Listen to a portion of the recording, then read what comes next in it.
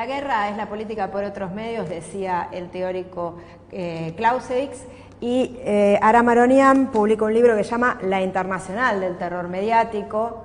La idea de la guerra es una idea que solés trabajar y bueno, un poco te quería preguntar cómo la ves, qué pensás que es la guerra mediática. Mira, vamos a hacer un símil. Si en los años 70, 80 se necesitaban fuerzas armadas para imponer una política económica, social, hoy no necesitan de las fuerzas armadas, hoy necesitan el control de los medios de comunicación social. La guerra sigue, el escenario cambia. Entonces, antes la guerra política era en la universidad, en la calle, en las fábricas. Hoy te están bombardeando 24 horas por día en la sala de tu casa y en tu dormitorio. Sin embargo, se pone mucha plata para seguridad y los medios de comunicación permanentemente nos bombardean con la idea de que es necesario poner más policía en la calle. El problema es que es un buen negocio el de las armas, el de la seguridad y demás, porque además mantiene el terror de la gente. La gente se mantiene con miedo y bueno, y es más fácil dominarla. Y todo esto cambia también con algo que se llama la guerra de cuarta generación, que es la utilización de mensajes que ya no van dirigidos a la racionalidad del espectador o del usuario, sino que van dirigidos a las percepciones. Te ataca el corazoncito. Entonces son golpes bajos permanentes y son generalmente con escenarios que no son reales, sino que son virtuales. Y esto no es nuevo, eso se hizo durante la Guerra de las Malvinas, claro que era mucho menos la expansión que tenía la televisión y demás, y se hizo, por ejemplo, la primera guerra del Golfo del año 1991. Peter Arnett nos transmitió por primera vez en vivo y en directo para todo el mundo la guerra del Golfo, y nosotros vimos por televisión cómo se bombardeó Bagdad. Nos dimos cuenta que eso fue hecho en Hollywood 5 años después, cuando realmente hicieron bolsa Bagdad. ¿Realmente crees que hay una relación de causa y efecto, de manipulación de parte de los medios de comunicación? Viste que fueron perspectivas comunicacionales puestas muy en cuestión, ¿no? Si realmente había una relación directa entre el contenido y los mensajes mediáticos y lo que pasaba en las audiencias. ¿Cómo la ves? Mira, a veces lo que me da miedo es que suelo ver cuando leo materiales que buscan poner en cuestión justamente y denunciar la guerra de cuarta generación, que muchas veces terminan en un discurso muy propagandístico que tiende a repetir lo mismo más que en una lógica que promueva la crítica, la reflexión, la construcción. Yo creo que hay que saber, o sea, los métodos que se utilizan, creo que hay que saber los impactos que eso produce, porque se van creando imaginarios colectivos. El imaginario colectivo, por ejemplo, Dilma Rousseff es corrupta. Jamás hubo una sola acusación, no una prueba, una sola acusación. En cambio, el imaginario colectivo que formaron los medios es que Dilma es corrupta. Entonces, Odebrecht financió al PT. No, Odebrecht financió a toda la derecha del continente. Convirtieron a la región en un pueblo chico, infierno grande, claro, ¿no? Recuperando... Claro. Bueno, pero todo eso de formación de imaginarios colectivos ayuda al adocenamiento de los pueblos, ¿no? O sea, vas creando imaginarios sobre cosas que son realidades virtuales. Ahora se habla de la posverdad, de la época de la posverdad. Bueno, todo esto es lo que vos decís, son jueguitos de palabras y jueguitos. Pero donde vos ves lo que produjo Trump durante su campaña electoral, no es Trump, es la gente que está atrás manejando todo eso. Entonces ves que hay una segmentación de la información. Entonces, si vos sos contraria a la discriminación racial, todo lo que tenga que ver con tu forma de pensar, con tu perfil de Facebook, sí, todo lo que tenga que ver con nosotros alegremente ponemos ahí toda la información. Sí. Todo ese perfil de Facebook, entonces toda esa información va a venir a vos, pero no va a venir la que no esté de acuerdo contigo, que va a ir a otro y a otro. Entonces vos estás logrando, fragmentando todo eso, lograr una, no te digo unanimidad, pero una mayoría grande. Esto no lo hace una persona, no lo hace un ejército de personas, esto lo hace un algoritmo. Eso se llama inteligencia artificial. Eso existe.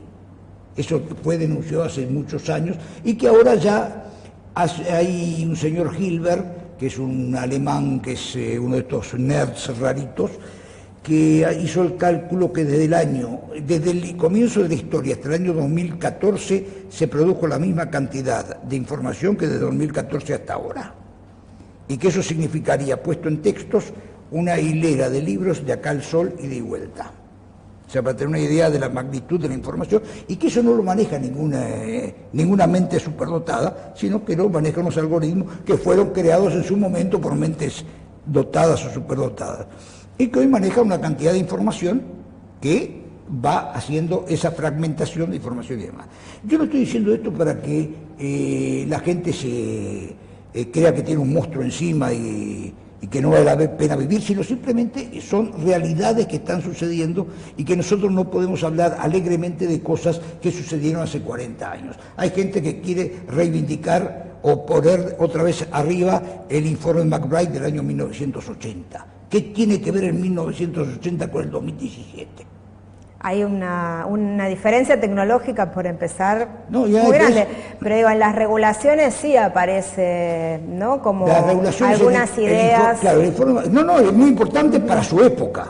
Y además habla sobre las 5 agencias noticiosas internacionales, el informe McBride. Pero tenemos que pensar con la realidad de enfrente, que creo que es uno de los grandes problemas que tenemos. Nos hemos dedicado durante muchos años a sacar posgrados en denunciología y lloriqueo. Y nos cuesta construir. Es mucho más fácil llorar y denunciar. Cuando tuvimos la oportunidad de construir, no supimos construir. A ver, y ahí te quería preguntar, ¿qué balance haces, en todo caso, de los resultados para la comunicación popular de los cambios regulatorios en la región?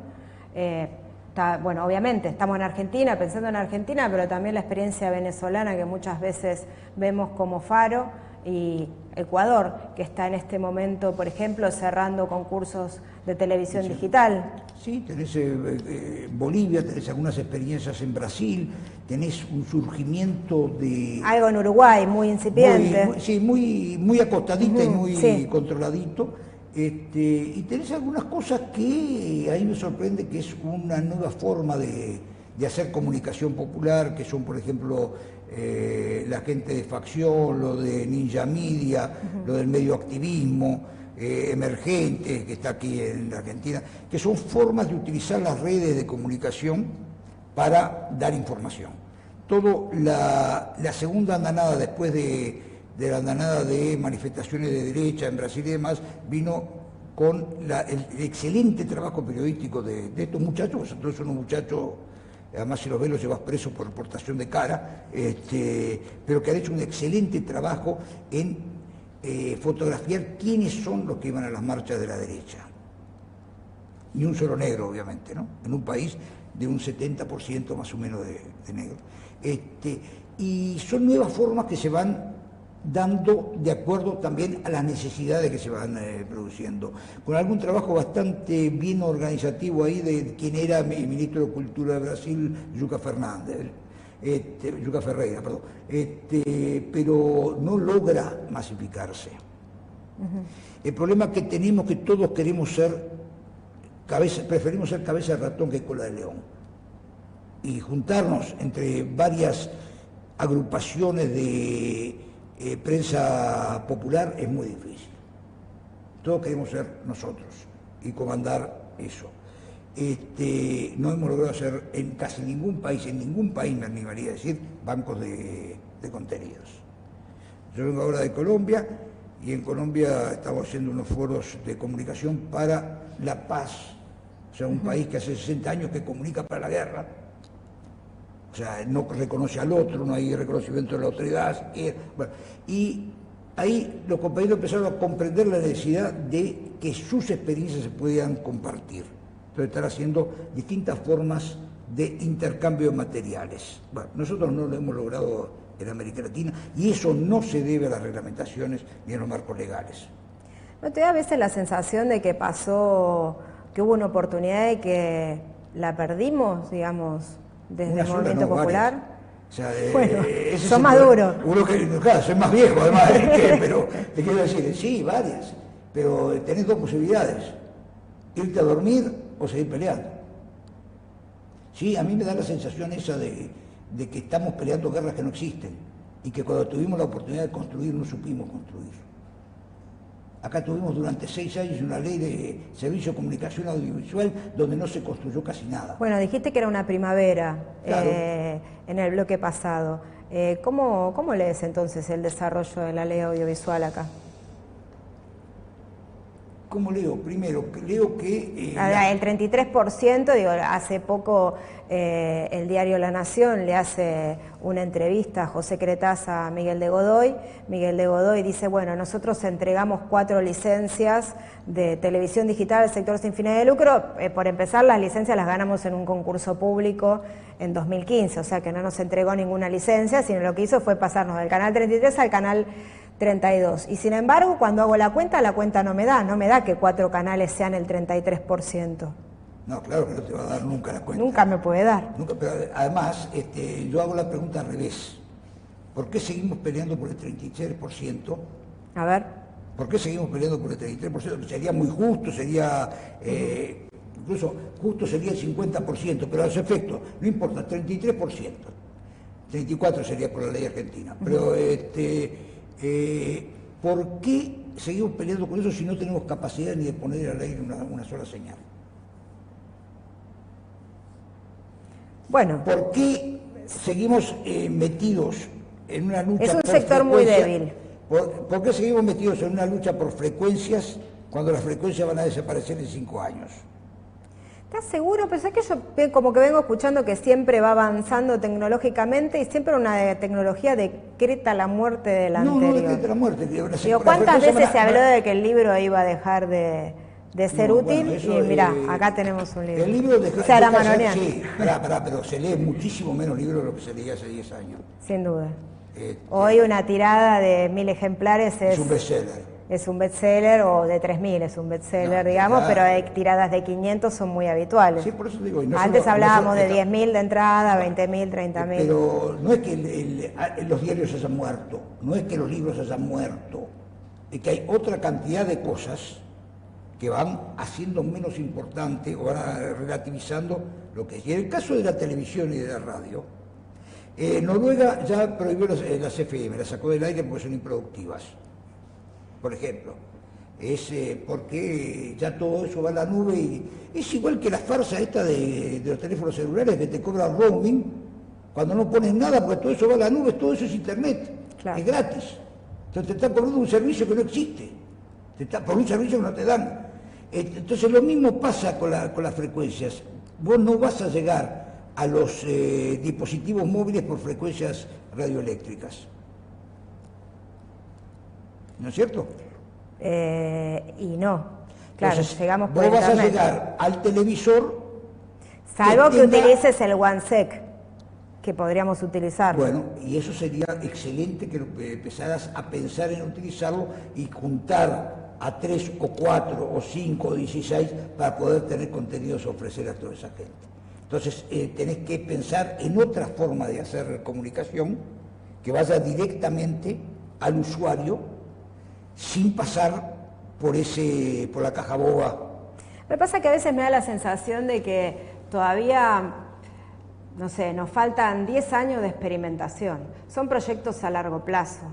Porque, por ejemplo, después de todo este proceso de financiamiento de algunas experiencias de comunicación popular, con toda la dificultad que la burocracia del Estado acarrea hacia los movimientos sociales y que hace que menos puedan presentarse, pero sí empieza a haber contenidos, hay un buen cine independiente, militante, produciendo en vía digital, hay productoras audiovisuales comunitarias que vienen desarrollando alguna programación, pero no es una cantidad, un volumen que hoy permite estar justamente a la altura de las necesidades del mercado audiovisual. Pero hace un rato decíamos, eso tampoco lo resuelve Hollywood. No, Hollywood no lo resuelve justamente porque la cantidad de contenidos necesarios no se pueden producir, o sea, no los logra producir.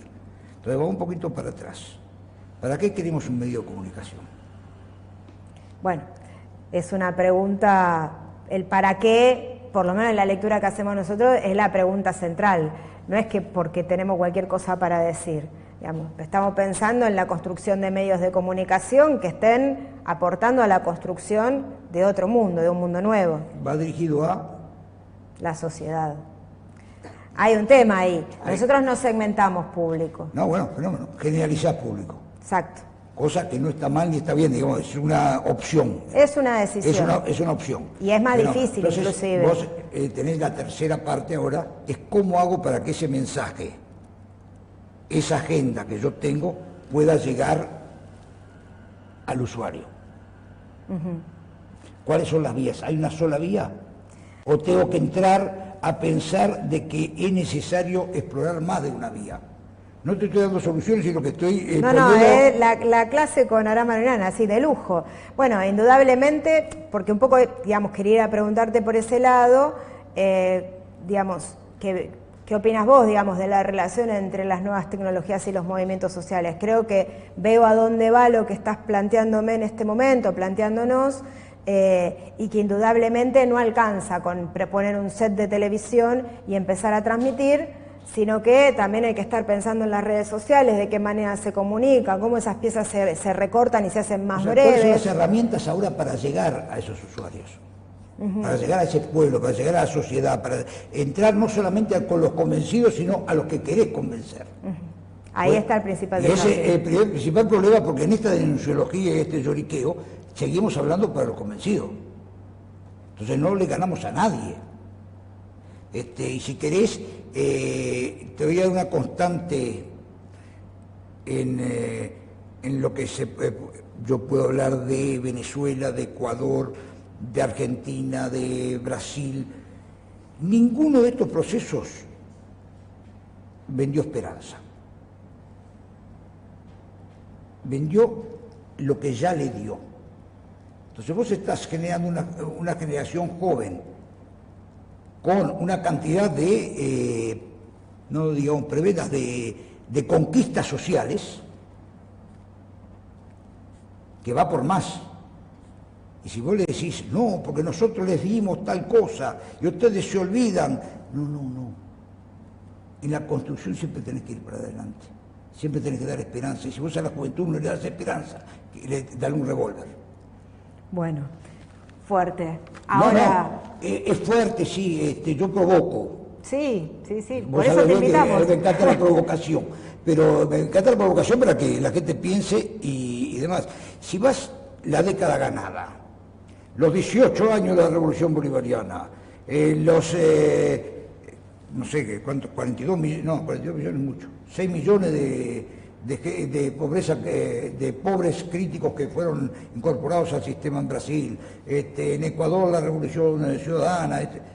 Pero la pobreza estructural no se modificó, el extractivismo avanzó. Sí, bueno, pero todo eso, ponerlo en debate, yo no voy ni siquiera a eso, voy a que no tenés la capacidad de pelear escenarios nuevos, de ver hacia adelante.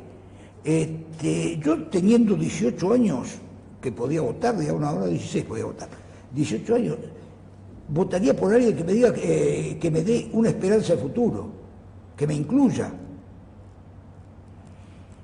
Ahora lo seguimos charlando.